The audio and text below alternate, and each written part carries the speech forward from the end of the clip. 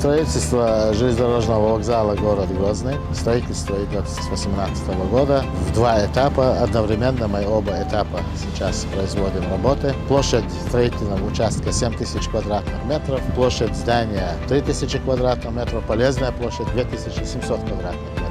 Общая вместимость пассажиров 350 человек, из них 300 пассажиров дальнего следования, 25 пассажиров пригородного сообщения и 25 пассажиров автобусного сообщения.